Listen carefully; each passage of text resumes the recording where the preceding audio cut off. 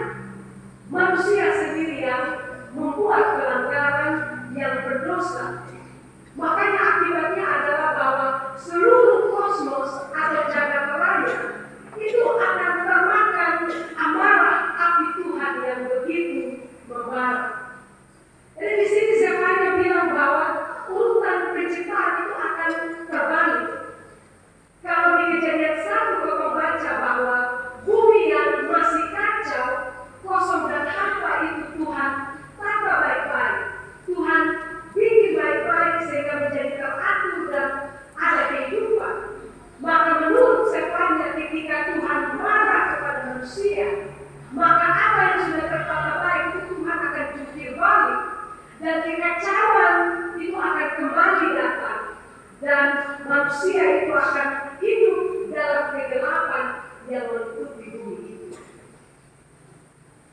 Nah, di sini Bapak Mama saya ingin kita merenungkan sejenak. Karena dalam Kejadian 1 kita bertemu dengan Allah yang penuh dengan kasih, penuh dengan kebaikan, penuh dengan kemuliaan seperti itu. Tapi begitu potong sampai di Sefanya ini, kita berhadapan dengan Allah yang penuh dengan kemarahan, Allah yang menghakimi dunia, dan Allah yang bahkan membuat dunia yang baik ini menjadi porak-poranda. Di sini kita menjadi bingung, sebenarnya Allah yang seperti apa yang kita ini sedang hadapi seperti itu, teman-teman. Nah, untuk mengerti tentang siapa Allah yang disampaikan oleh Sefanya ini, maka ada seorang penulis yang bernama Becky Piper. Dia mengatakan begini, murka Tuhan itu bukan model seperti gunung berapi yang tiba-tiba meletus, lalu lava itu keluar dari gunung berapi itu. Tidak. Murka Tuhan, amarah Tuhan itu tidak seperti itu. Amarah Tuhan itu sebenarnya merupakan unsur yang ada bersama-sama dengan Tuhan. Dia menjadi bagian daripada Tuhan. Dan untuk bikin potong semua lebih paham tentang ini, Bible ini membawa kita untuk melihat misalnya seorang yang ada orang tua. Bagaimana perasaan kita sebagai orang tua ketika kita lihat anak-anak yang selama ini kita lahirkan, kita besarkan, tiba-tiba dia hidup tidak betul. Dia bikin hal-hal yang tidak baik, dia kasih rusak dia punya diri sendiri, dia bergaul dengan orang-orang yang tidak baik. Maka apa yang kita sebagai orang tua rasakan? Apakah kita akan santai-santai saja? Kau bilang dia sudah dia bikin kok, ini hancur kesehatan selepas. Tentu tidak. Kita pasti akan marah kalau kita lihat anak kita bikin seperti itu. Kita pasti akan meledak, dan dalam luapan amarah itu kita akan melakukan sesuatu supaya kita bisa menolong anak-anak kita, supaya tidak lagi melakukan hal yang merusak dirinya sendiri. Dan di sini Piper mengatakan bahwa kemarahan itu bukan lawan dari cinta, karena kebalikan dari cinta itu adalah benci.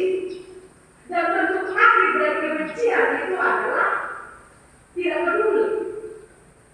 Jadi, kalau ada orang yang marah dengan orang yang dia kasihi, itu bukan karena dia benci terhadap orang itu, melainkan itu adalah bukti bahwa dia mengasihi, mencintai orang itu. Karena bentuk daripada cinta yang sejati itu adalah dia menunjukkan dia punya kepedulian, supaya orang yang dia kasihi, yang dia tahu sedang melakukan sesuatu yang buruk, itu dapat berbalik dari tindakan itu.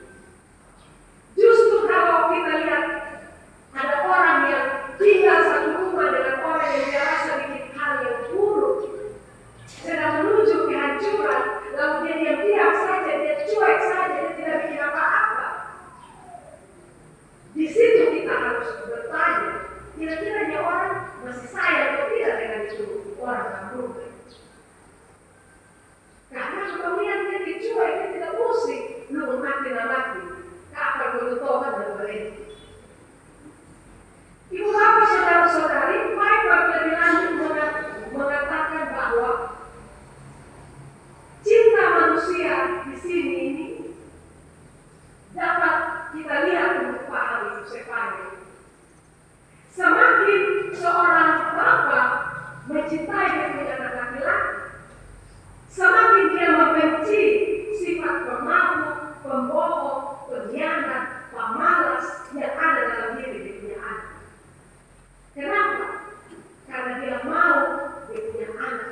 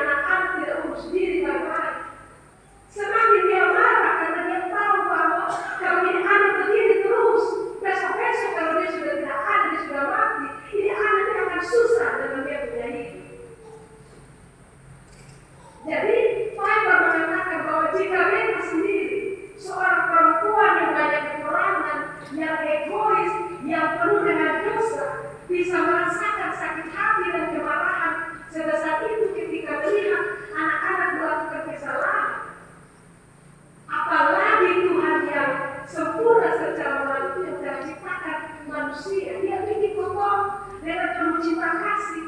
Bagaimana ketika kita buat kesalahan, kita buat pelanggaran, kita lukai, kita diri sendiri, bagaimana dia tidak akan marah melihat kita dengan kita punya segala tingkah laku itu. Maka di sini Bapak Mama, murka Allah bukanlah sekedar sebuah tindakan besar, namun murka Allah itu adalah bentuk perlawanan Allah terhadap penyakit dosa yang menggerogoti umat manusia yang Dia kasihi dengan segenap hatinya. Bapak Mama, saudara yang terkasih, contoh yang lain seperti ini. Ada satu bapak, olahraga setiap hari. Olahraga ini. Makan susu aja tidak terlalu lihat jauh, jadi dia jatuh. Ya, lutut, karena asam, tumit, rasa seperti jangan di luka-luka seperti itu. Jadi dia pergi fisioterapi ya, itu orang yang tahu persis masalah tulang-tulang. Dia pergi fisioterapi cek-cek dia air. Aman Bapak, ini hanya sel biasa.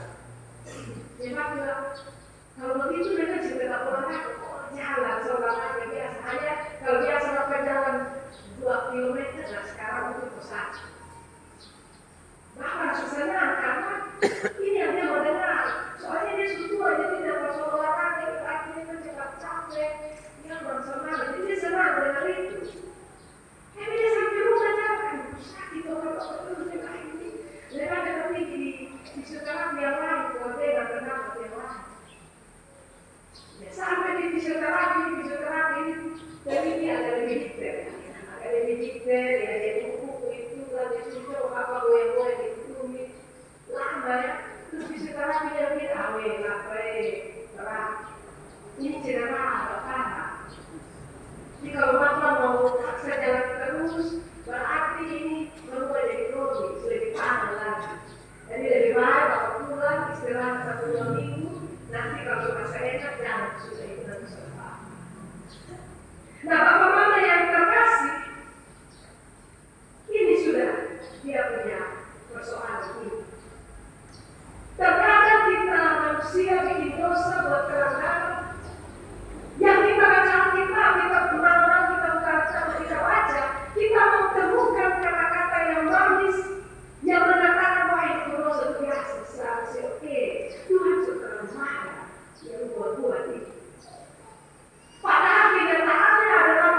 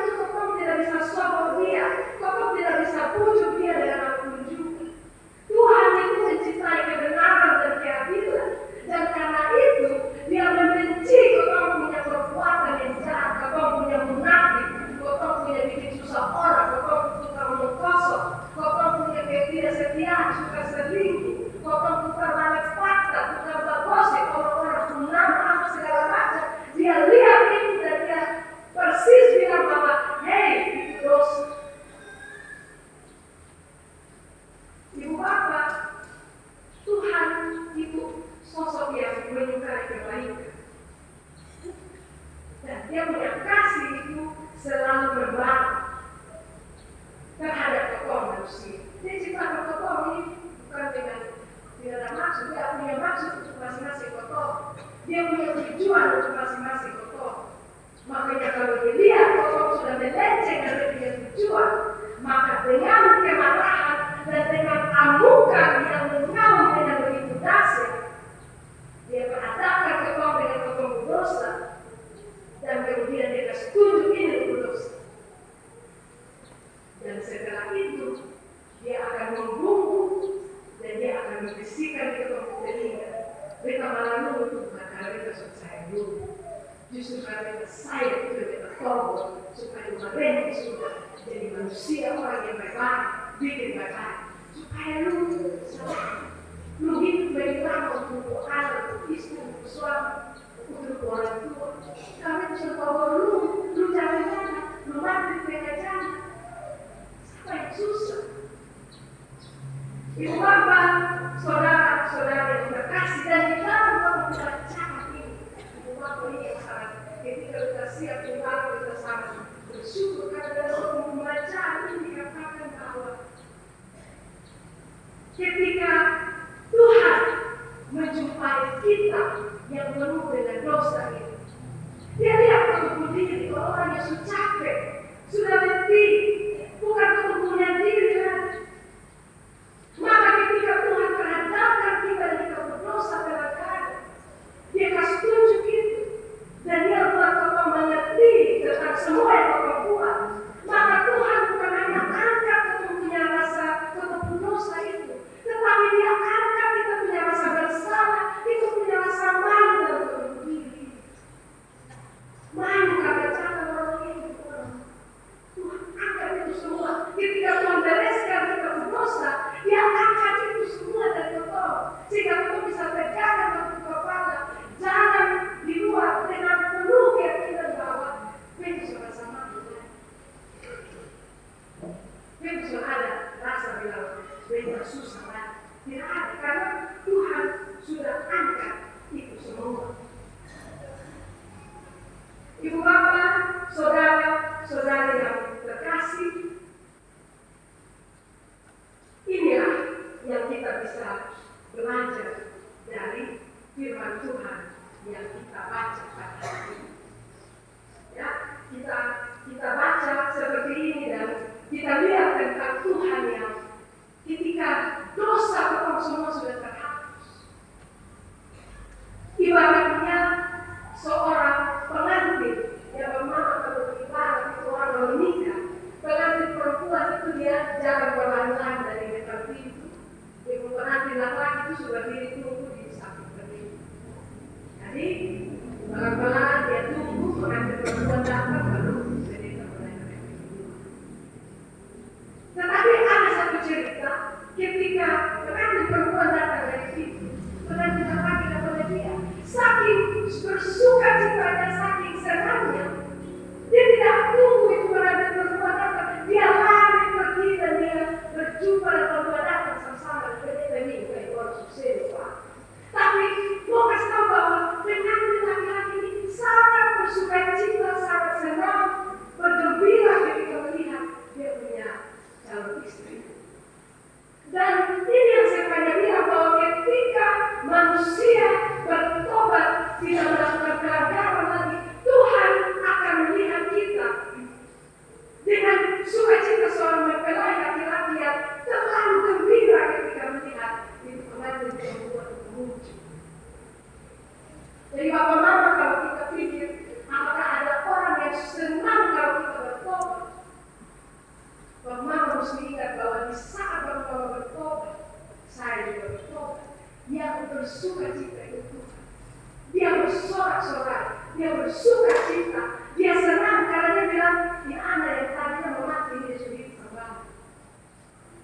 Makanya kalau kita ingat cerita yang itu anak di perjanjian baru ketika dia pergi bikin dosa, dia berjalan di kanan dosa, ketika dia kembali, dia memakai sabut dia, kasih cincin di tangan, bunuh sapi yang segala macam. Saking karena bersuka citanya, bersorak-sorainya hati dari ibu bapak ini. Jadi ini yang kita bisa mengerti tentang firman Tuhan terutama di pagi hari ini. Jadi Stefania mengatakan bahwa